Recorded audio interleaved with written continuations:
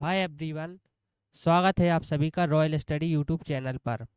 हम लेके आ चुके हैं यूपी पुलिस कांस्टेबल्स 2019 की मैथ्स के पीवाईक्यू का चौथा वीडियो। इससे पहले मैं 3 वीडियो अपलोड कर चुका हूं। यदि आपने उनको नहीं देखा है तो उनको देख लीजिए।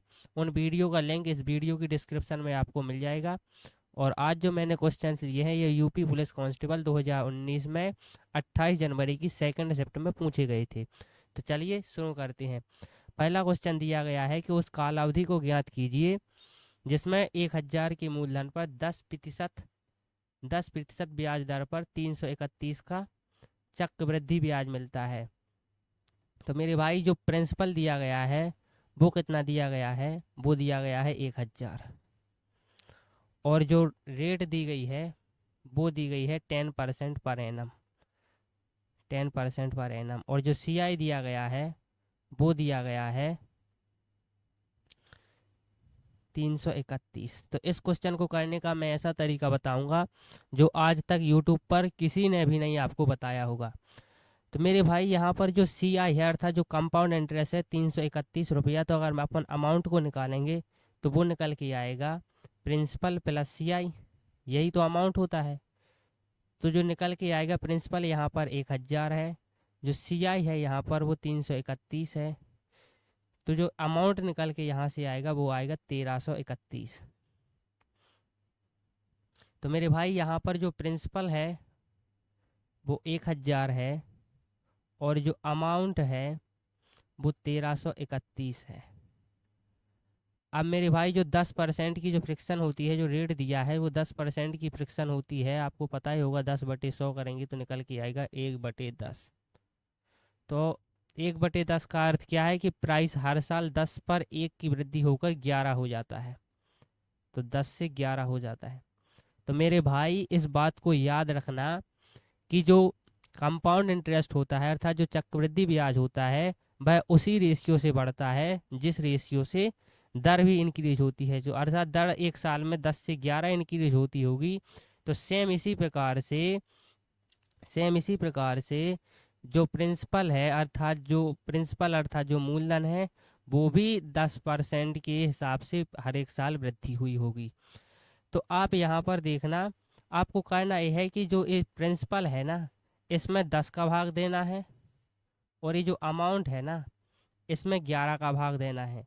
और जब तक देते जाना है जब तक ये दोनों बराबर ना आ जाए, इस साइड की वैल्यू और इस साइड की वैल्यू बराबर ना आ जाए। मैंने क्या कहा, दोनों साइड की वैल्यू बराबर ना आ जाए। तो अपन यहाँ पर पहली बार 10 से भाग देंगे तो निकल के आएगा 100, और यहाँ पर 11 से भाग देंगे तो 11 एकम 11 बचेगा 2, 11 दूनी 22, 11 एकम 11। तो एक बार भाग दिया यहाँ पर मेरे भाई। अब सेकंड टाइम फिर से यहाँ पर 10 से भाग देंगे, इस साइड 11 से भाग देंगे। एक सेकंड इसको इरेज करने दीजिए पहले। तो यहाँ पर 10 से भाग देंगे तो यहाँ निकल के 10 आएगा और यहाँ निकल के 11 आएगा। एक बार फिर से मेरे भाई यहाँ पर भाग दे सकते हैं, तो यहाँ पर 10 से भाग दिया और यहाँ पर 11 से भाग दिया, तो यहाँ पर निकल के आया 1 और यहाँ पर भी निकल के आया 1। तो मेरे भाई यहाँ पर दोनों वैल्यू बराबर आ गई अर्थात 1 1 आ गई। तो जो प्रिंसिपल है यहाँ पर वो 1 है और जो अमाउंट है यहाँ पर वो भी 1 है। तो मेरे भाई जब प्रिंसिपल और अमाउंट 1 है इसका मतलब इससे आगे के लिए पैसा नहीं लिया गया, सिर्फ इतने ही टाइम के लिए। और टाइम क्या है, 10 का भाग एक बार यहाँ दिया गया है, 10 का भाग एक बार यहाँ दिया गया है और 10 का भाग यहाँ पर एक बार यहाँ दिया गया है। तो कहेंगे कि 3 बार 10 का भाग दिया गया है, तो 3 बार इस क्वेश्चन का राइट आंसर हो जाएगा। यहाँ पर प्रिंसिपल और अमाउंट का जो रेशियो है वो बराबर हो गया है। तो अपन कह सकते हैं कि यहाँ से पैसा नहीं लिया गया है बल्कि सारा पैसा चुका दिया गया है। और इतना करने के लिए कितना समय लगा, तो अपन ने 3 बार भाग दिया तो कहेंगे 3 वर्ष का टाइम लगा। चलिए अगला क्वेश्चन देखते हैं। अगला क्वेश्चन है 256 के वर्गमूल और 16 के वर्गमूल के गुणनफल ज्ञात कीजिए और फिर परिणाम के वर्गमूल को ज्ञात करें। तो मेरे भाई यहाँ पर देखना आप 256, तो ये तो आपको पता है हुआ, 256 को लिख सकते हैं 16 × 16। तो जो इसका वर्गमूल है 256 का, बेसिकली जो वर्गमूल निकल के आएगा वो अपन कह सकते हैं कि 256 का जो वर्गमूल आएगा वो 16 आएगा। ठीक इसी प्रकार इसी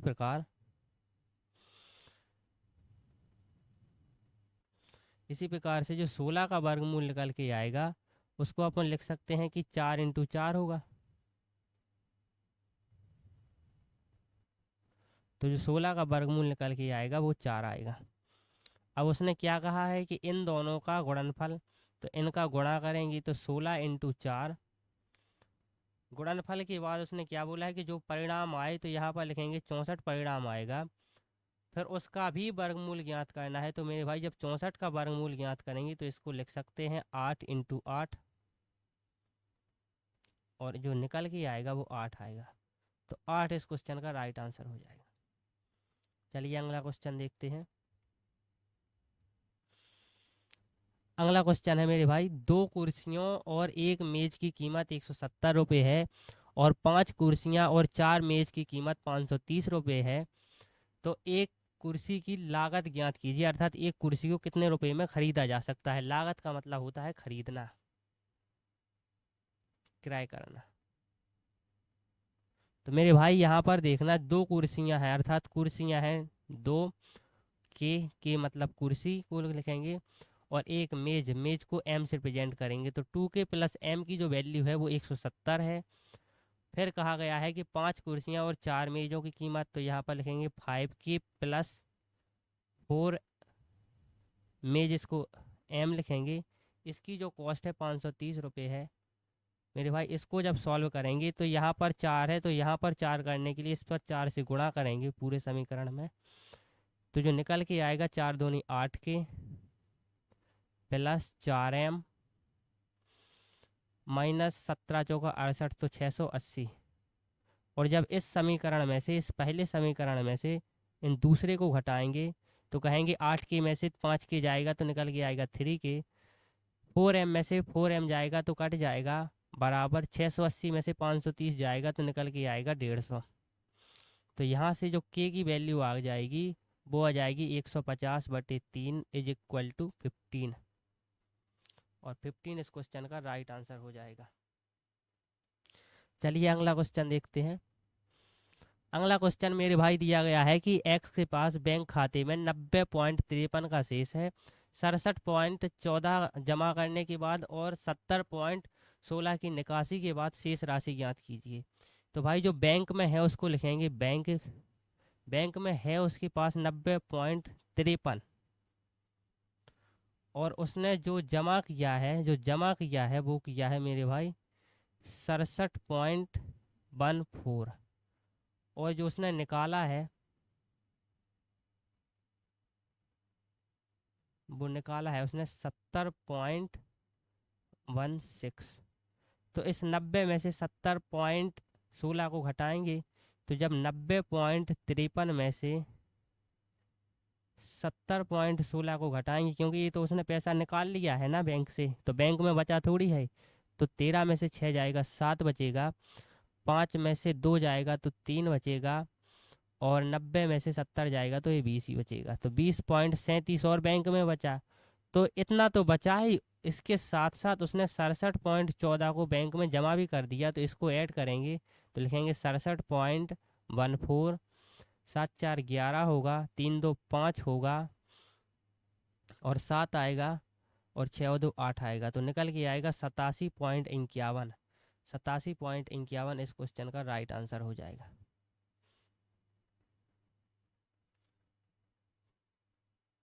चलिए अगला क्वेश्चन देखते हैं। अगला क्वेश्चन है मेरे भाई, दो संख्याओं का महत्तम समापवर्तक और लघुत्तम समापवर्तक क्रमशः 2 और 72 है। बड़ी संख्या छोटी संख्या की दोगुने से 2 अधिक है, छोटी संख्या ज्ञात कीजिए। तो मेरे भाई जो एलसीएम दिया गया है दो संख्याओं का वो दिया गया है कितना, कहेंगे कि एलसीएम 72 दिया गया है। जो एचसीएफ दिया गया है वो मेरे भाई दिया गया है कितना, 2। यहाँ पर जो लिखी होगी वो छोटी संख्या लिखी होगी, क्योंकि छोटी संख्या को ही तो ज्ञात करना है।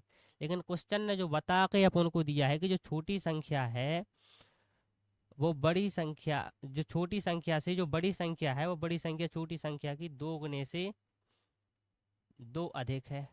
तो प्रत्येक में दो गुने का दो का गुणा करेंगे, दो को ऐड करेंगे, दो का गुणा करेंगे और दो को ऐड करेंगे, दो का गुणा करेंगे और दो को ऐड करेंगे। इसमें जब चार का गुणा दो के साथ करेंगे तो आठ आएगा, आठ में दो जोड़ेंगे तो 10 आएगा। छः का गुणा दो के साथ करेंगे तो 12 आएगा, 12 का गुणा दो के साथ करेंगे तो 14 आएगा। बेसिकली इसको अपन ऑप्शन से कर रहे हैं। आठ का गुणा दो के साथ करेंगे तो 16 आएगा, 16 में दो जोड़ेंगे तो 18 आएगा। और 10 का गुणा दो के साथ करेंगे 20 आएगा, 20 में दो जोड़ेंगे तो 22 आएगा। तो एक संख्या 10 है मेरे भाई, तो दूसरी संख्या 22 है। क्या 10 और 22 का एलसीएम 72 हो सकता है? कहेंगे नहीं, तो ये ऑप्शन कट जाएगा। दूसरा है, पहली संख्या 4 है, दूसरी संख्या 10 है, तो क्या 4 और 10 का एलसीएम 72 हो सकता है मेरे भाई? 4 और 10 का एलसीएम 72 हो सकता है क्या? नहीं हो सकता है, तो ए ऑप्शन भी कट जाएगा। या 6 और 14 का एलसीएम 72 हो सकता है भाई? तो 14 की पहाड़ी में 72 तो आता ही नहीं, तो एलसीएम कहाँ से हो जाएगा? तो ये कट जाएगा। तो फिर बचा क्या? 8 और 18, और यही इस क्वेश्चन का राइट आंसर हो जाएगा। क्योंकि जब अपन 8 का भाग 72 में देंगे तब भी डिवाइड होगा। जैसे लिखेंगे 72 भागे 8, 8 एकम 8 और बचेगा एक, सॉरी 8 नम 72, 9 बार जाएगा। और जब 8 का भाग 18 का भाग 72 में देंगे तो 4 बार जाएगा, 18 चौका 72। तो यही इस क्वेश्चन का राइट आंसर हो जाएगा। बेसिकली अपन को इस क्वेश्चन को ऑप्शन से एलिमिनेट कर सकते थे। चलिए अगला क्वेश्चन देखते हैं। एग्जाम में भाई टाइम बहुत कम मिलता है, इसलिए आपको क्वेश्चंस को ऑप्शन से एलिमिनेट भी करना पड़ सकता है कहीं कहीं पर। तो ये दिया है कि 4:5 रेशियो इक्वल है 12/10 के, जो समानुपाती है x/6 के, और जो समानुपात जो अनुपात है 9/12 के। भाई इस प्रकार के क्वेश्चन के लिए जब दिया हो a अनुपात b अनुपात c अनुपात d, तो जो इन दोनों का मल्टीपल होता है वो इन दोनों के इक्वल होता है। अर्थात लिख सकते हैं कि जो a इंटू डी होगा वो बराबर होगा b इंटू सी के। तो इस क्वेश्चन में लिखने के लिए यहाँ पर लिखेंगे 4/5। अब इसका गुणा करेंगे इस वाले के साथ 9/22 के साथ। बेसिकली एक का गुणा किसके साथ करना है? डी वाले के साथ में। तो 4/5 इसका गुणा लास्ट वाले के 9/22 के साथ करेंगे, और जो बेसिकली इक्वल है किसके? 12/10 इंटू x/6। तो लिखेंगे 12/10 इंटू x/6। यहाँ पर लिखेंगे 4/9 5/22। भाई 12/10 को यहाँ से 2 से काटेंगे तो यहाँ पर निकल के आएगा 2 छंग 12, 2 पंचे 10, 6/5 इंटू x/6। तो भाई इस 6 से 6 तो कट जाएगा। अब आप यहाँ से देखना जो x बराबर निकल के आएगा मेरे भाई, जो ये 5 है उस साइड जाएगा तो गुणा में जाएगा। तो 4 इंटू 9 इंटू 5 अपॉन 5/22। तो भाई इस 5 से ये 5 भी कैंसिल हो जाएगा, जो निकल के आएगा वो निकल के आएगा 9 चौका 36/22, और इसको अपन लिख सकते हैं 18/11। तो जो इस क्वेश्चन का x में जो मान निकलेगा वो निकलेगा 18/11। और इस क्वेश्चन में 18/11 तो कहीं दिया नहीं गया है, तो मे भी यहाँ पर ये टाइपिंग मिस्टेक होगी, या इस क्वेश्चन का जो राइट आंसर है वो 18/11 ही होगा। यहाँ पर टाइपिंग मिस्टेक होगी या सही ऑप्शन दिया ही नहीं गया होगा। चलिए अगला क्वेश्चन देखते हैं। अगला क्वेश्चन है 800 के 75% के 120% के 40% ज्ञात कीजिए। तो मेरे भाई आपको सिर्फ इस क्वेश्चन को ध्यान से देखना है। 800 के या का मतलब होता है इंटू 75% दिया है मेरे भाई, तो 75% की जो फ्रिक्शन होती है वो 3/4 होती है। तो इसको आप लिखेंगे 3/4 इंटू 120% की फ्रिक्शन जो होती है मेरे भाई वो 6/5 होती है। तो लिखेंगे 6/5 इंटू 40% की फ्रिक्शन जो होती है मेरे भाई वो 2/5 होती है। आप फ्रिक्शन को याद ना करो तो आप ऐसा भी लिख सकते हैं 800 इंटू 75/100 इंटू 120/100 इंटू 40/100, तब भी आंसर वही आएगा। लेकिन यहाँ पर जो गुणा करना पड़ रहा है, बेसिकली अपन को 75 गुणा 120 गुणा 40 करना पड़ रहा है, इसको सॉल्व करने में टाइम लगेगा। इसीलिए मैंने कहा है कि आप इनकी फ्रैक्शन वैल्यू को याद कर लीजिए। तो यहाँ पर देखना, आप 2 से इसको काटेंगे, 2 एकम 2, 2 दूनी 4 बार, 2 बार काटेंगे। 2 से इसको भी काट सकते हैं, 2 एकम 2, 2 ती 6, यहाँ से निकल के आएगा 3 का 9, और 9 का गुणा जब 800 के साथ करेंगे, इसके बाद जो 5 गुणे 5 25 है, इसका भाग देंगे। अब इसको इससे भी काट सकते हैं, 25 से कम 25 निकल के आएगा, 25 थी 75 होगा, बचेगा 5, 25 दूनी 50 होगा, 32 इंटू 9 आंसर आएगा। जब इसको करेंगे तो 9 दूनी 18 होगा, और 9 ती 27 और 1 28, तो 288 इस क्वेश्चन का राइट आंसर हो जाएगा। 288 ए इस क्वेश्चन का राइट आंसर हो जाएगा। चलिए अगला क्वेश्चन देखते हैं। यहाँ पर भी आप करोगे, लेकिन यदि आपको फ्रिक्शन वैल्यू याद नहीं तो टाइम लग जाएगा। आएगा वही, जैसे 25 थी 75, 25 चौका 100, 1 जीरो से 1 जीरो कट जाएगा, 2 छंग 12, 2 पंचे 10, 1 जीरो से 1 जीरो कट जाएगा, 2 दूनी 4, 2 पंचे 10। अब आप इसको भी करोगे तो वही आंसर आएगा। चलिए अगला क्वेश्चन देखते हैं।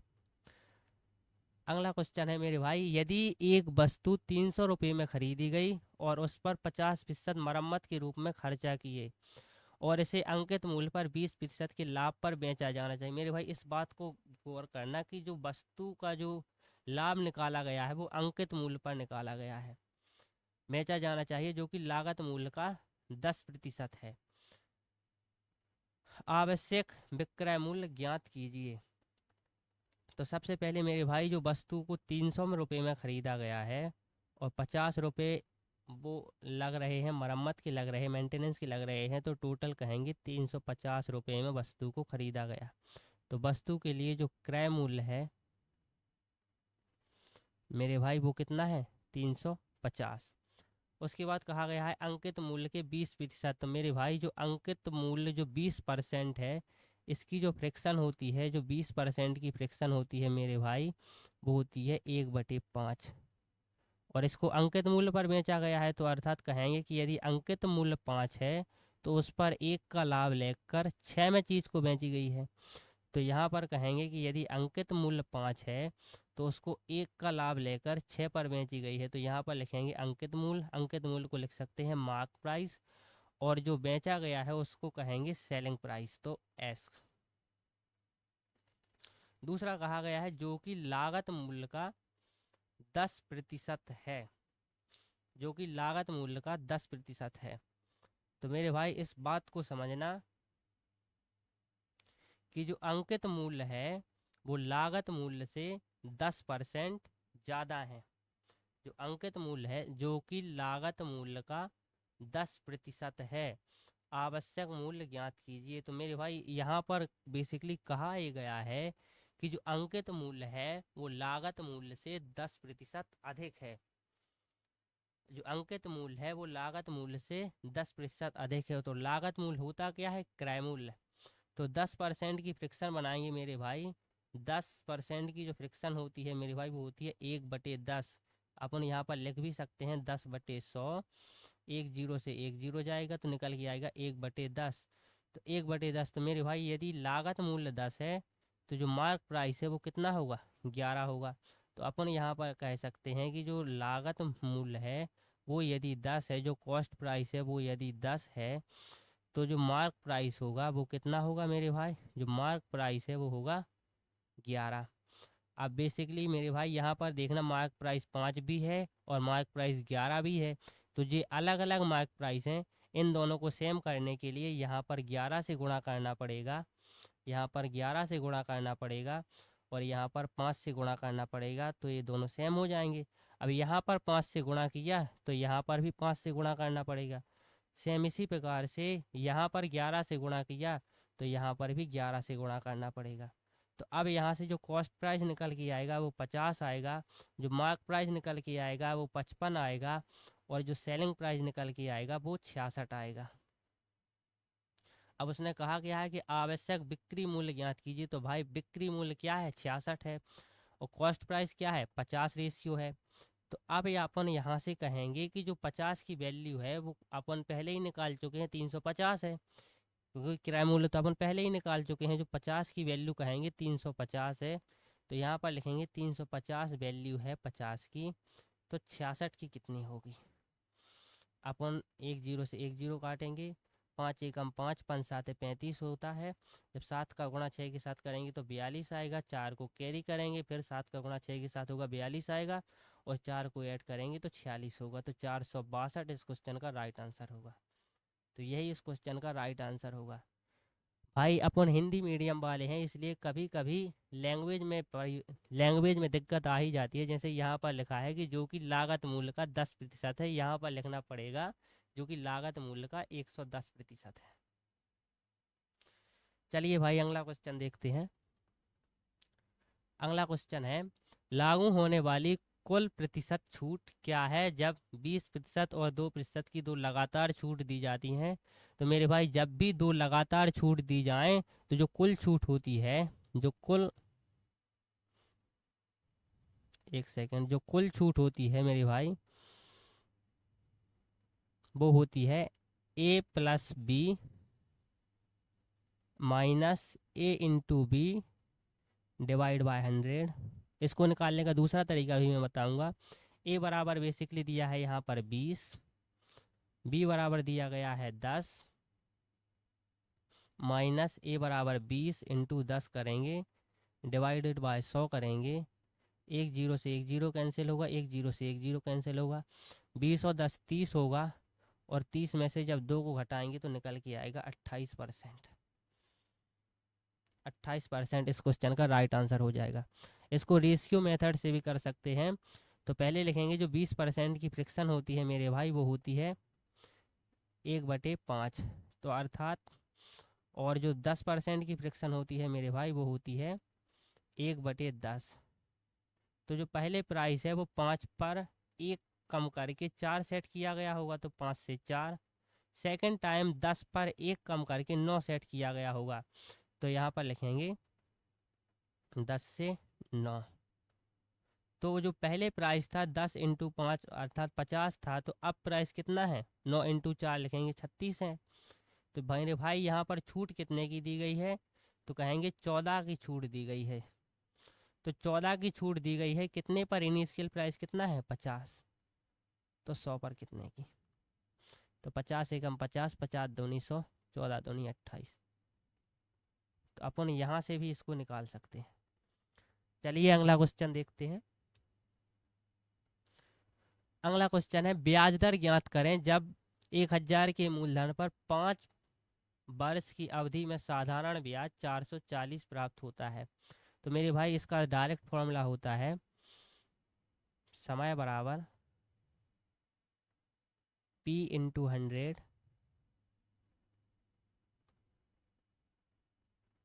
R/P। यहाँ पर ब्याज आएगा में, तो समय का डायरेक्ट फॉर्मूला होता है साधारण ब्याज में कि ब्याज into 100, rate into price, price मतलब मूलधन। तो यहाँ पर लिखेंगे कि जो ब्याज है वो निकल के आया 440, इंटू 100 करेंगे।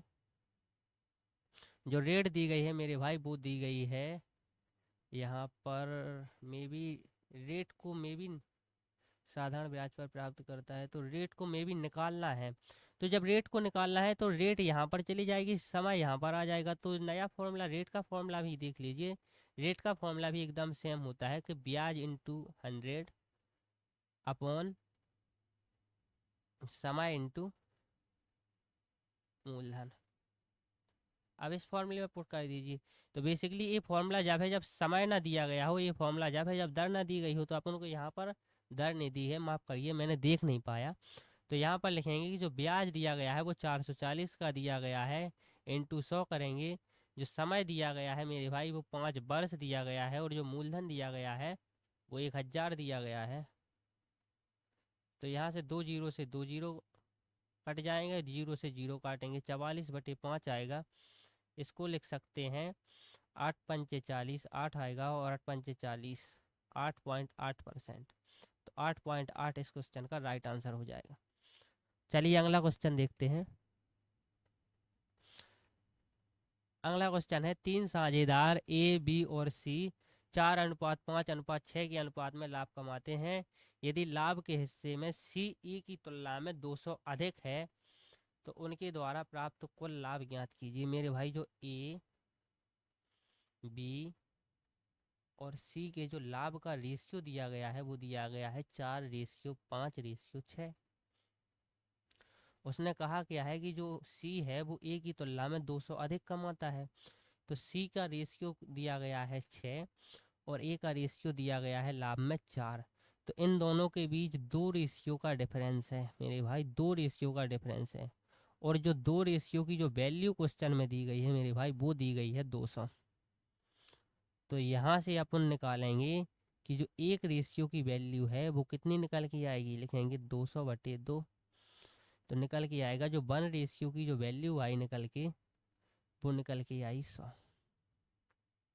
मेरे भाई इन दोनों में अपन ने देखा रेशियो का अंतर 2 का है और जो रुपयों का अंतर है वो 200 का है। तो 2 रेशियो का जो अंतर है वो 200 है, तो एक रेशियो का अंतर 100 का आएगा। तो अपन को यहाँ से एक रेशियो की वैल्यू पता चल गई और अपन को निकालना क्या है उसमें, तो उनके द्वारा प्राप्त कुल लाभ। तो कुल लाभ यही है 4, 5 और 6। इसको ऐड करेंगे 6 और 5 11 होगा, 11 और 4 15 होगा। तो अपन को 15 रेशियो की वैल्यू निकालनी है। तो 15 रेशियो की वैल्यू हो जाएगी क्या, 15 इंटू एक रेशियो की वैल्यू अपन निकाल ही चुके हैं 100। तो 15 इंटू 100 तो जो निकल के आएगा 1500। इस क्वेश्चन का राइट आंसर हो जाएगा। चलिए अगला क्वेश्चन देखते हैं। अगला क्वेश्चन मेरे भाई, 3 साझेदार ए, बी और सी ने 2:3:4 के अनुपात में लाभ कमाया। तो यहाँ पर लिखेंगे कि जो A ratio B ratio C के जो लाभ का अनुपात है मेरे भाई वो 2:3:6 है। अब यहाँ पर देखना, एक नया साझेदार डी शामिल हो जाता है जिसने ए और सी जिसे जिसने ए और सी प्रत्येक के शेयरों में से आधा हिस्सा ले लिया। अर्थात कहा यह जा रहा है कि जो ये नया साझेदार डी आया ना, इसने आधे रुपए ए से ले लिए, आधा हिस्सा बेसिकली, और आधा हिस्सा सी से ले लिया। तो मेरे भाई जो ए को मिला है वो अभी 2 रेशियो मिला है। अगर इससे एक रेशियो ले लेंगे तो आधा इसको दे देंगे, तो डी के पास ए की तरफ से निकल के आया +1। और जो सी का जो रेशियो है वो दिया गया है, मे बी 4 दिया है, मैंने यहाँ पर 6 टाइप कर लिया है। और जो सी का जो रेशियो मान दिया गया है वो 4 दिया गया है। ए भी अपना आधा देगा तो ए अपना 2 देगा। तो अब जो ए के पास बचा मेरे भाई वो बचा है 1, जो बी के पास बचा है वो अभी भी 3 है, जो सी के पास बचा है मेरे भाई वो 2 है, और जो डी के पास बचा है वो 2 और 1 3 हो गया। तो डी को बचा नहीं मिला है, तो डी को कितना मिला है, 3 रेशियो। तो इन दोनों के लाभ का अनुपात अब है 1:3:2:3। उसमें कहा है यदि लाभ में डी का हिस्सा अब 300 रुपये है, 300 नहीं मे बी 100 रुपये है, तो कुल लाभ ज्ञात कीजिए। तो मेरे भाई जो 3 रेशियो की जो वैल्यू क्वेश्चन में दी गई है वो 100 दी गई है। तो जो एक रेशियो की वैल्यू निकल के आएगी वो आएगी 100/3। और अपन को निकालना क्या है, तो कुल लाभ ज्ञात कीजिए। तो कुल में इनको जोड़ेंगे, 3 3 6 2 8 और 1 9। तो 9 रेशियो की वैल्यू निकालनी है, तो 9 रेशियो बराबर होगा 9 इंटू 1 रेशियो की वैल्यू अपन पहले ही निकाल चुके हैं 100/3। इस 3 एकम 3 होगा, 3 का 9 होगा, तो यहाँ से निकल के आएगा 300। इस क्वेश्चन का राइट आंसर हो जाएगा। चलिए अगला क्वेश्चन देखते हैं। अगला क्वेश्चन कह रहा है कि एक खुदरा विक्रेता ने 10 की दर से 7 वस्तुएं, 11 की दर से 9 वस्तुएं, 15 की दर से 14 वस्तुएं खरीदी। उसने प्रति वस्तु बिक्री मूल्य पर यदि माना जाता है कि औसत लागत मूल्य पर 20% लाभ होना चाहिए। उसने ये कहा कि इसने खरीदी तो 10 में 7 हैं, 11 की उस 11 के रुपये के हिसाब से 9 वस्तुएं खरीदी, 15 के हिसाब से 14 खरीदी, लेकिन उसको 20% का लाभ चाहिए। तो मे भी अपन पहले इसको निकालेंगे कि इसने जो टोटल वस्तु हैं वो खरीदी कितने में है।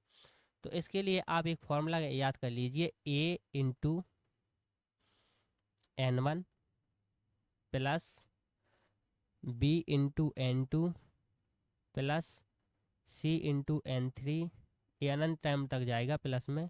सेम इसी प्रकार से N1 प्लस N2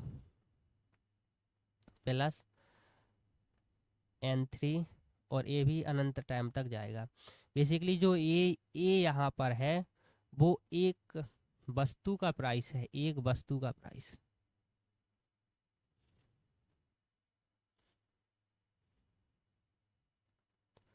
और जो N है वो दिया गया है नंबर ऑफ वस्तु के, कितनी वस्तुएं खरीदनी, तो वस्तुओं की संख्या है।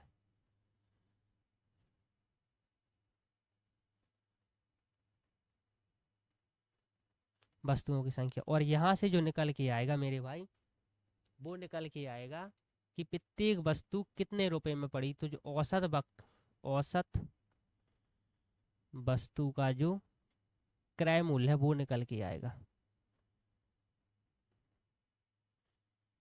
तो यहाँ पर लिखेंगे कि जो पहली वस्तुएं खरीदी हैं उसने 10 के हिसाब से कितनी वस्तुओं को खरीदा है, तो कहेंगे 7 वस्तुओं को खरीदा है। दूसरे टाइम पर 11 रुपए की वस्तु के हिसाब से उसने 9 वस्तुओं को खरीदा है। और तीसरे बार कहेंगे कि 15 रुपए के हिसाब से उसने 14 वस्तुओं को खरीदा है। और यहाँ पर एक सेकेंड,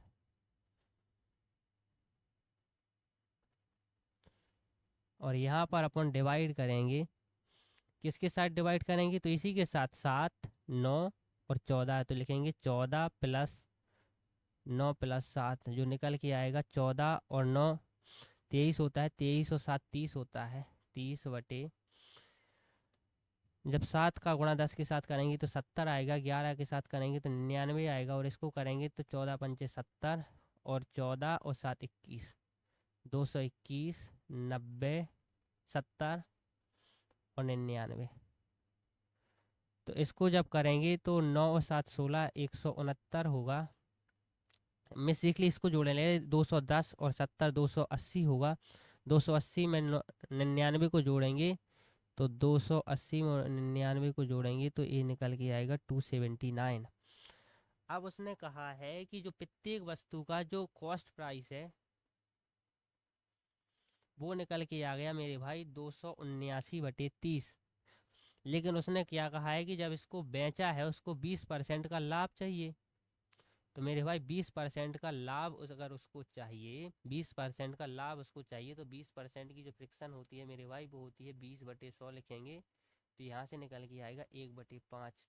तो अर्थात उसने अगर वस्तु को 5 में खरीदा है तो 6 में बेचेगा। तो बेसिकली जो 5 की वैल्यू दी गई है वो ये दी गई है।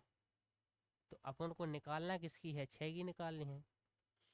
अब यहाँ से इसको सॉल्व करेंगे तो जो यहाँ से निकल के आएगा 6 एकम 6, 6 पंचे 30। अब यहाँ से निकल के आएगा 5 25, 25 का भाग देंगे 279 में। तो यहाँ से निकल के आएगा 25 एकम 25, 25 एकम 25 बचेगा 2, 2, 25 एकम 25 बचेगा 2।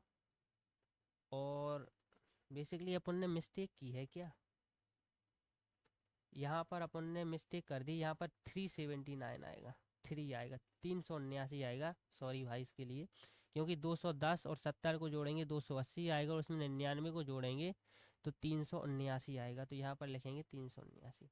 तो 25 एकम 25 आएगा, फिर 12 बचेगा, 12 पर 9 को उतारेंगे तो 25 पंचे 125 होगा, फिर 4 बचेगा, भागना जाएगा डेसिमल आएगा, फिर 25 अट्ठे 200। तो मे भी 15, एक सेकेंड यार क्या हो रहा है, 25 379, 25 एकम 25 बचेगा 12, 12 पर 9 को उतारेंगे, 25 पंचे 125 बचेगा 4, 4 में भाग नहीं जाएगा तो 0 उतारेंगे, फिर 25 एकम 25 आएगा, फिर 15 बचेगा, फिर 25 छक्के 150 होगा। तो 15.16 इस क्वेश्चन का राइट आंसर हो जाएगा। यहाँ पर आप भाग दे के भी देख सकते हैं, 25 इंटू 379, तो 25 एकम 25 होगा मेरे भाई। और यहाँ से जो 12 बचेगा, यहाँ पर 9 को उतारेंगे तो 25 पंचे 125 होगा, बचेगा कितना 4, 4 में भाग नहीं जाएगा डेसिमल आएगा, फिर 0 आएगा, फिर 25 एकम 25 होगा, फिर 15 बचेगा, फिर 15 में 0 को उतारेंगे तो 25 छक्के 150 होगा। 15.16 इस क्वेश्चन का राइट आंसर हो जाएगा। यहाँ पर थोड़ी सी ऐड करने में मिस्टेक हुई थी। चलिए अगला क्वेश्चन देखते हैं। अगला क्वेश्चन दिया गया है मेरे भाई, ए और बी 12 दिनों में काम को पूरा कर सकते हैं। तो जो अपन लिखेंगे कि जो ए प्लस बी है वो 12 दिनों में किसी काम को कर रहे हैं, बी प्लस सी वही काम 16 दिनों में पूरा कर सकते हैं, और ए प्लस सी जो कार्य है वो 24 दिनों में पूरा कर सकते हैं। तो तीनों मिलकर वह काम कितने दिनों में करेंगे? तो इनका एलसीएम लेंगे। 12, 16 और 24 का एलसीएम होता है 48। बेसिकली अपन पहले लेंगे 12 और 16 का, तो 48 होता है, और 24 का भी 48 ही होगा, क्योंकि 24 दूनी 48 होता है। तो यहाँ से निकल के आया 48। 12 का भाग 48 में देंगे 4 बार जाएगा, 16 का भाग 48 में देंगे 3 बार जाएगा, और 24 का भाग 48 में देंगे 2 बार जाएगा। अब इन तीनों को ऐड करेंगे तो यहाँ पर लिखेंगे ए प्लस बी प्लस सी, और ए प्लस सी की जो एफिशिएंसी है मेरे भाई वो कितनी है? 3 और 2 5, 5 और 4 9 है। यहाँ पर 2 टाइम ए है, 2 टाइम बी है और 2 टाइम सी है। तो अपन यहाँ पर लिख सकते हैं कि जो 2 ए प्लस बी प्लस सी की जो वैल्यू है मेरे भाई वो 9 है। तो जो यहाँ से ए प्लस बी प्लस सी की जो वैल्यू निकल के आएगी वो 9/2 आएगी, जिसको अपन 4.5 भी बोल सकते हैं। यहाँ पर आप देखना कि जो ए प्लस बी की जो एफिशिएंसी यहाँ पर निकल के आई थी वो 4 आई थी। तो ए प्लस बी की एफिशिएंसी 4 आई थी, तो यहाँ से सिद्ध होता है कि जो सी की एफिशिएंसी है वो 0.5 होगी। यहाँ से आप देखना कि जो बी प्लस सी की एफिशिएंसी निकल के 3 आई थी, तो जो यहाँ से साबित होता है कि जो ए की एफिशिएंसी होगी वो 1.5 होगी। तो ए की एफिशिएंसी 1.5 होगी, और अपन को यहाँ पर जो ए की निकाल चुके, सी की निकाल चुके, बी की भी निकालना है। तो इन दोनों की 2 है तो बी की अकेले की 2.5 होगी। लेकिन अपन को इस क्वेश्चन में एफिशिएंसी को निकालना नहीं पड़ेगा। ये तो मैंने जब बता दिया कि जब इस तरीके का क्वेश्चन आ गया और आपसे पर्टिकुलरली ये पूछा गया कि बी इस काम को कितने दिनों में करेगा, तो आप यहाँ पर लिखेंगे 48 बटे जो बी की एफिशिएंसी है वो 2.5। ये तो उस टाइम के लिए मैंने आपको बता दिया। अभी के लिए तो आपसे ये पूछा गया है कि ए प्लस बी प्लस सी तीनों मिलकर काम को कितने दिनों में करेंगे। तो तीनों की एफिशिएंसी 4.5 है, तो इससे भाग देंगे किसमें? 48 में, क्योंकि टोटल काम कितना है? 48। तो 48 बटे 4.5 करेंगे। इससे थोड़ा सा मुश्किल होगा तो अपन 9/2 को लिख लेंगे। तो लिखेंगे 48/9, जो बटा 2 है इसका ऊपर गुणा हो जाएगा, तो 2 को लिखेंगे। 48 दूनी 96 होगा, 96 में 9 का भाग देंगे। तो 96 में 9 का भाग देंगे तो यहाँ पर निकल के आएगा 9 एकम 9, 6 में भाग नहीं जाएगा तो 0 होगा। फिर 9 छक्के 54, 6 बार जाएगा, फिर बचेगा 6 बचेगा, फिर 9 छक्के 54 होगा, तो 10.66, जिसको लिख सकते हैं 10.67। तो यही उस क्वेश्चन का राइट आंसर हो जाएगा। ये जो मैंने बताया मेरे भाई, ये आपको जब काम में आएगा या जब इसकी ज़रूरत पड़ेगी, जब पर्टिकुलरली ये पूछा जाए कि ए इस काम को कितने दिनों में करेगा, बी इस काम को कितने दिनों में करेगा। इस क्वेश्चन में ये नहीं पूछा गया, इस क्वेश्चन में डायरेक्ट पूछा गया कि तीनों मिलकर इस काम को कितने दिनों में करेंगे। तो तीनों की एफिशिएंसी जो अपन ने निकाली 9/2 अर्थात 4.5 है। इसका जो टोटल वर्क है 48, इसमें भाग देंगे तो यहाँ से जो निकल के आएगा वो निकल के आएगा 10.66। यही इस क्वेश्चन का राइट आंसर हो जाएगा। चलिए अगला क्वेश्चन देखते हैं। क्वेश्चन कह रहा है कि एक आदमी 5 घंटे में एक यात्रा पूरी करता है। वह यात्रा के पहले आधे भाग में 21 किलोमीटर प्रति घंटे की गति से और दूसरे आधे भाग को 24 किलोमीटर प्रति घंटे की गति से करता है। तो यात्रा की कुल दूरी ज्ञात कीजिए। अपन यहाँ पर कह सकते हैं कि यदि कोई व्यक्ति यहाँ पर ए डेस्टिनेशन पर होगा, ए से बी तक गया और बी से सी तक गया, और ए से बी तक की जो दूरी है कहेंगे जो डी है, वही दूरी बी से सी तक की है। यही तो है। तो अपन ये कह सकते हैं कि चाहे वो ए से बी तक गया हो, बी से वापस ए तक आ गया हो, या बी से आगे सी तक गया हो, दोनों के लिए डिस्टेंस समान है। और जब डिस्टेंस समान है तो जो स्पीड यहाँ होगी, जैसे यहाँ पर जो स्पीड है दूसरे भाग के लिए 24 है, अगर 24 की स्पीड से यहाँ पर एक ही साइड भी जाएगा तब भी उसको उतना ही टाइम लगेगा। तो अपन ये कह सकते हैं कि कोई व्यक्ति ए से बी तक गया और बी से वापस ए तक आया। तो इस प्रकार की स्थिति के लिए जो औसत चाल का फॉर्मूला होता है मेरे भाई, जो औसत चाल का फॉर्मूला होता है वो होता है 2 × S1 × S2 divided by S1 + S2। तो जो यहाँ से निकल के आएगा 2, S1 की वैल्यू क्वेश्चन में 21 दी गई है, S2 की वैल्यू 24 दी गई है, 21 + 24 S1 + S2। तो जो यहाँ से 2 × S1 21 × 24 आएगा, इसको ऐड करेंगे तो 45 आएगा।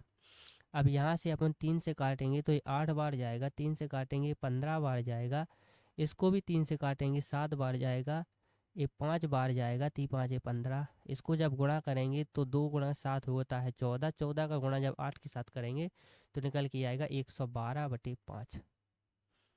तो मेरे भाई जो एवरेज स्पीड निकल के आई वो निकल के आई 112/5। लेकिन अपन ने एवरेज स्पीड नहीं क्वेश्चन ने पूछी अपन से, उसने पूछा है कि कुल दूरी। तो जो मेरे भाई दूरी का फॉर्मूला होता है वो होता है चाल इंटू समय। चाल अपन को एवरेज निकाली है, वो निकाली है अपन ने 112/5। तो इसका गुणा करेंगे 112 इंटू टाइम। टाइम कितना दिया गया है मेरे भाई, 5 घंटे का। तो 5 के साथ गुणा करेंगे, इस 5 से 5 तो कैंसिल हो जाएगा। तो जो दूरी निकल के आएगी वो 112 किलोमीटर आएगी। और यही इस क्वेश्चन का राइट आंसर हो जाएगा। चलिए अगला क्वेश्चन देखते हैं।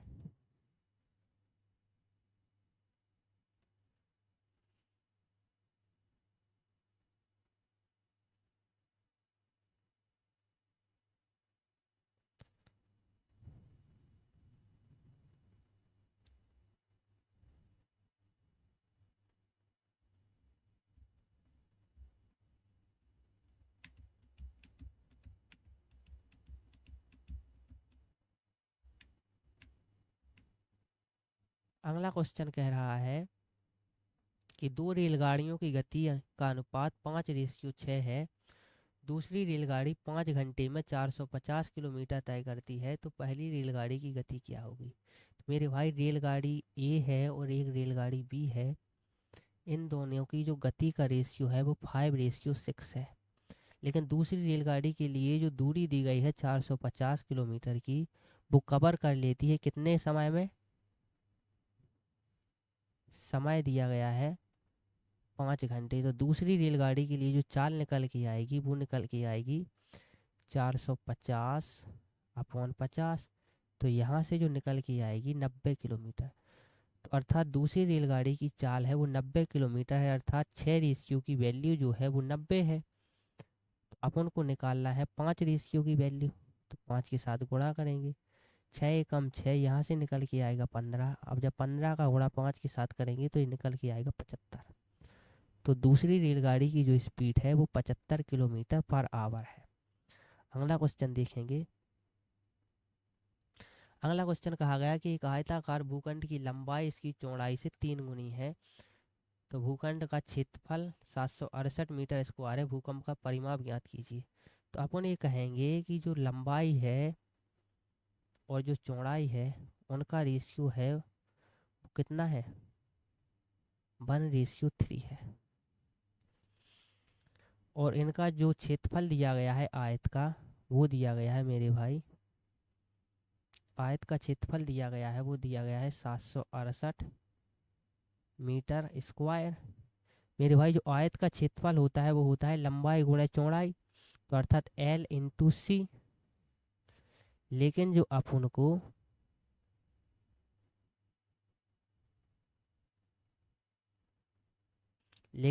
को यहाँ पर लंबाई की रियल वैल्यू और चौड़ाई की रियल वैल्यू तो दी नहीं गई है, अपन को यहाँ पर रेशियो में वैल्यू दी गई है।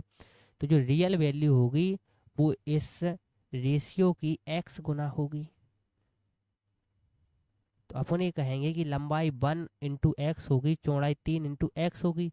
तो जो यहाँ से क्षेत्रफल निकल के आएगा वो आएगा x × 3x। तो जो निकल के आएगा 3x²। और इस 3x² की वैल्यू जो क्वेश्चन में दी गई है मेरे भाई, वो दी गई है 768। तो यहाँ पर जो x² की वैल्यू निकल के आएगी वो आएगी 768/3। तो 3 एकम 3 होगा, 3 दूनी 6 होगा, 3 पाँचे 15 होगा, 30 अंग 18 होगा। तो जो x² की वैल्यू निकल के आई 256 आई। और अपन ये जानते हैं कि जो 256 होता है वो 16 का वर्ग होता है। तो जो x की वैल्यू निकल के आई वो 16 आई। अब अपन पे क्वेश्चन ने पूछा है तो भूखंड का परिमाप ज्ञात कीजिए। तो परिमाप होता है 2 × L + C, अर्थात 2 लंबाई प्लस चौड़ाई। यही तो आयत का परिमाप होता है। तो पहले रियल लंबाई और रियल चौड़ाई को तो ज्ञात कर लीजिए। तो रियल लंबाई कितनी है 1x। तो रियल लंबाई तो अपन ने निकाल ली कि 1 का गुणा 16 के साथ करेंगे 16 आएगा। और रियल चौड़ाई जो होगी वो 16 × 3 होगी तो 48 होगी। तो 16 + 48 को जब जोड़ेंगे तो 64 आएगा। और 64 का गुणा जब 2 के साथ करेंगे तो 128 आएगा। और यही इस क्वेश्चन का राइट आंसर होगा। आयत की जो परिमाप होता है उसका भी फॉर्मूला आप लिख लीजिए। जो आयत का परिमाप होता है वो होता है 2 * L + C, लंबाई प्लस चौड़ाई। चलिए अगला क्वेश्चन देखते हैं। अगला क्वेश्चन है भाई, 3 अंकों की एक संख्या ABC है जिसमें A 100वां स्थान है, B 10वां स्थान है, C इकाई का स्थान है। इस संख्या को ABC के रूप में पुनः लिखा जाता है। उसे 7, 11 और 13 के लघुत्तम समावर्तक से विभाजित किया गया है। तो परिमाप क्या होगा? तो मेरे भाई यहाँ पर देखना, अपन ने कोई भी एक संख्या मान ली। जैसे उसने कहा है कि A, B और C। यहाँ पर देखना मेरे भाई, जो A है वो 100वां स्थान है, और जो B है यहाँ पर वो दहाई का स्थान है, और जो C है यहाँ पर वो इकाई का स्थान है। तो अपन ने A बराबर मान लिया 1, B बराबर मान लिया 2, क्योंकि यहाँ पर रियल वैल्यू तो दी नहीं गई है तो अपन कुछ भी मान सकते हैं। और C बराबर मान लिया 3। तो जो संख्या निकल के आएगी 1, 2, 3। और उसने एक बार और बोला है कि ABC और 1, 2, 3 ये निकल के आएगी। तो जो वो संख्या वो निकल के आएगी ABC वो बेसिकली आएगी 1, 2, 3 1, 2, 3। अब उसने क्या कहा है कि इसको 7, 11 और 13 के एलसीएम। तो जो मेरे भाई एलसीएम 7, 11 और 13 होता है वो बेसिकली इनके प्रोडक्ट के बराबर होगा, अर्थात 7 × 11 × 13।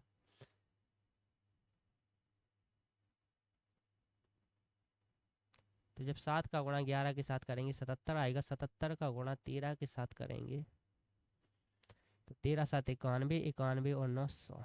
तो 1001 आया। और इनका मल्टीपल इनके गुणनखंड के बराबर इसलिए होता है, गुणनफल के बराबर, क्योंकि ये तीनों ही अभाज्य संख्याएं हैं। और यदि अभाज्य संख्याएं हों तो उन दोनों का जो एलसीएम निकल के आता है वो उनकी गुणनफल के बराबर ही होता है। तो यहाँ से अपन ने इनका जो एलसीएम निकाला वो निकाला 1001। अब आगे क्या कहा गया है कि इससे जो लघुत्तम समावर्तक निकाला इससे विभाजित करना है। तो मेरे भाई 1001 से इस पूरी वैल्यू को डिवाइड करेंगे। तो यहाँ पर लिखेंगे 1001 डिवाइडेड बाय 1, 2, 3, 1, 2, 3। यहाँ पर भाग देंगे तो 1000 एकम 1000 आएगा। यहाँ पर एक में से एक जाएगा, 0 बचेगा। 13 में से 0 जाएगा तो 3 ही बचेगा। 2 में से 0 जाएगा, 2 बचेगा। और 1 में से 1 जाएगा, 0 बचेगा। अब अगली वैल्यू यहाँ पर अपन 2 को लिखेंगे। यहाँ पर एक बार भाग गया ना मेरे भाई। अब 1000 का 2 बार गुणा करेंगे तो निकल के आएगा 2002, क्योंकि 3 में तो ज़्यादा हो जाएगा। यहाँ पर भाग देंगे और फिर 2 से 2 0 जाएगा, 0 बचेगा। यहाँ पर 0 बचेगा, यहाँ पर 3 बचेगा, यहाँ पर 31 हो जाएगा। अगली वैल्यू 3 को उतारेंगे तो ये 3 बार भाग जाएगा और यहाँ पर 3 आएगा। तो बेसिकली 1, 2, 3 आंसर आया। और 1, 2, 3 जो है ए 1 की वैल्यू है मेरे भाई वो क्या है, ए है। और जो 2 की है वो क्या है, बी है, और जो 3 है इसकी जो वैल्यू है वो क्वेश्चन के अकॉर्डिंग सी है। तो जो आंसर निकल के आया वो निकल के आया ए बी सी। तो ए बी सी इस क्वेश्चन का राइट आंसर हो जाएगा। चलिए अगला क्वेश्चन कह रहा है कि एक 5 अंकों वाली संख्या जो दी गई है 2 4 7 एक्स और 8 वो 44 से डिवाइजिबल है, तो कौन सा अंक एक्स को प्रतिस्थापित करेगा। तो मेरे भाई जो 44 है इसको अपन लिख सकते हैं 11 × 4, अर्थात जो ये संख्या है 247x8 ये 11 और 4 दोनों से डिवाइजिबल होगी। तो जो 4 से डिवाइजिबल का नियम है, इसकी जो नियम है वो है लास्ट की 2 डिजिट 4 से डिवाइडेड होनी चाहिए, तभी वह संख्या 4 से डिवाइडेड होगी। तो इसकी लास्ट 2 डिजिट क्या है, जैसे अगर अपन लास्ट की 2 डिजिट 1 और 8 को मानते हैं, अर्थात 1 और 8 को मानते हैं तो 18 आएगी, 2 और 8 को मानते हैं 28 आएगी, 3 और 8 को मानते हैं 38 आएगी, 4 और 8 को मानते हैं तो 48 आएगी। अपन ये जानते हैं कि 18 जो है वो 4 से डिवाइडेड नहीं होता, सेम इसी प्रकार से 38 भी 4 से डिवाइडेड नहीं होगा। तो ये दोनों ऑप्शन तो निकाल ही जाएंगे। अब ऑप्शन बचा 2 का और 4 का, 2 और 4 का। तो अब अपन यहाँ पर लगाएंगे 11 से डिविजिबल का नियम। तो 11 से डिविजिबल का नियम है कि जो इनकी ऑड पोजीशन है, जो ऑड पोजीशन है और जो इनकी इवन पोजीशन है, इनका अंतर या तो 1 होना चाहिए या फिर 0 या फिर 11 होना चाहिए। अगर ये ऑड पोजीशन का योग है, इवन पोजीशन का योग है, तो इनका अंतर या तो 0 होना चाहिए या फिर 11 होना चाहिए। अपन यहाँ पर देखेंगे कि 2 और 4 7, 7 और 8 क्या होगा, 11 होगा। और यहाँ पर 4 प्लस 7 और 2 9, 9 और 8 17 होगा। और जो इनकी एवन पोजीशन का योग है यहाँ पर 4 प्लस एक्स होगा। तो जो एक्स का मान 13 रखने पर 13 रखेंगे तभी 13 और 4 17 होगा। लेकिन वैल्यू तो अपन को एक ही डिजिट में है तो 13 को तो रख नहीं सकते हैं। तो अब क्या तरीका है कि इन दोनों का अंतर 11 होना चाहिए। तो इन दोनों का अंतर 11 तभी होगा जब x बराबर 4 होगा, एक्स बराबर नो सॉरी ये 4 तो होगा ही, और जब x बराबर 2 होगा तब अपन कहेंगे कि इनका जो योग है 4 और 2 6 होगा, 4 और 2 6 होगा और इनका अंतर 17 में से 6 जाएगा तो 11 होगा। तो 2 इस क्वेश्चन का राइट आंसर होगा। ये रहे यूपी कांस्टेबल्स की 28 जनवरी 2019 की सेकंड शिफ्ट का सॉल्यूशन। इस